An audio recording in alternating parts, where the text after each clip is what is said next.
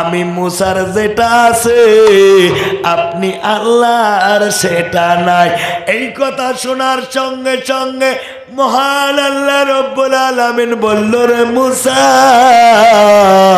ওরে মুসা, তুমি বললে এ কেমন কথা? আমি আল্লাহ যদি কোনো কিছু বানাতে চাই, যদি আমি আল্লাহ বলি কুন হ হ ফায়াকুন, সঙ্গে সঙ্গে হয়ে যায়। আমি আল্লাহ দরিয়াকে মুহূর্তে, পাহাড় পাহাড়কে দরিয়া, সাগরকে আমি মুহূর্তে চর বানাতে পারি, রাজাকে বাদশা, বাদশাকে ফকির বানাতে পারি। আর তুমি কেমন করে বললে রে মুসা আমি মুসার যেটা আছে আপনি আল্লাহর সেটা নাই? তুমি কি আমার সঙ্গে শরীক করলে নাকি? আমি আল্লাহ সকল গুনাহকে মাফ করব রে মুসা, কিন্তু আমার সঙ্গে কেউ যদি শরীক করে, এ শরীক করাকে মাফ করব না। আল্লাহ বলছে লা তুশরিকু বিল্লাহ, আল্লাহর সঙ্গে কাকেও শরীক করা যাবে না। নবী বলছে লা তুশরিকু বিল্লাহি শাইআ কাতালতা ওয়া হাররাকতা, তোমরা আল্লাহর সঙ্গে কাকেও শরীক করবে না। যদি তোমাকে আগুনে জ্বালাইয়া দেওয়া হয় অথবা গুলিবিদ্ধ করা হয়, রে মুসা তুমি কি শরীক করলে নাকি? মুসা বলছে না মাবুদ না, আমি অত বড় বোকা না।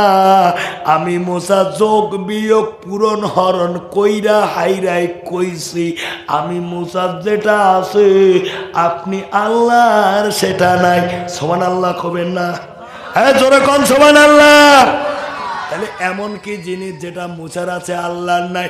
আল্লাহ বলল রে মুসা বলো বলো এমন কি জিনিস যেটা তোমার আছে কিন্তু আমার নাই? মুসা বলল মাবুদ ভাইজান, এই যে আমার হাতে দেখতেছেন কোরআন, এই কোরআনে আল্লাহ করেছে বর্ণনা কুল্লু নাফসিন যায়িকাতুল মউত। জোরে কান সুবহানাল্লাহ। ও মাবুদ, ও আমার আল্লাহ, এই কোরআনে তো করেছে আল্লাহ বর্ণনা যে প্রত্যেকটা নফসকে মৌতের স্বাদ চাখতে হবে, অর্থাৎ প্রত্যেককে একদিন মরতে হবে। জোরে কোন ঠিক না ঠিক? মুসা বলছে আল্লাহ আমি মুসার জীবন আছে, আমি মুসা একদিন মরব। বলেন বলেন আল্লাহ আপনি কি কোনোদিন মরবেন নাকি? আল্লাহ কয় না না আমি তো মরব না। মুসা বলছে আল্লাহ ও আমার মওলা, আমি মুসার মরণ আছে কিন্তু আপনি আল্লাহর মরণ নাই। জোরে বলা যাবে না সুবহানাল্লাহ, নারে তাকবীর। এই কথা শোনার সঙ্গে সঙ্গে আল্লাহ বলছে রে মুসা তোমার কথা শুনলাম, আসলে তো তুমি মুসার মরণ আছে আমার মরণ নাই। এ মুসা এবার আমি আল্লাহ তোমার কাছে জানতে চাই, পৃথিবীর সবাই মরণকে গজব মনে করে, ঠিক না বেঠে? উপরে নিয়ে না, তাও কয় বা বাড়িতে রাখি না, গুয়াহাটি নিয়ে যা, কি জানিবে আরো 1 বছর বাঁচন। ধরে কন ঠিক না বেটা? ভাইজান আল্লাহ বলছে রে মুসা সবাই মরণকে গজব মনে করে, তুমি মরণকে কি মনে করো? মুসা আল্লাহর প্রশংসা করছে, আলহামদুলিল্লাহ আল্লাহ আমি মুসা মরণকে পৃথিবীর সকল নিয়ামতের চেয়ে বড় নিয়ামত মনে করি। জোরে বলা যাবে না সুবহানাল্লাহ, নারে তাকবীর।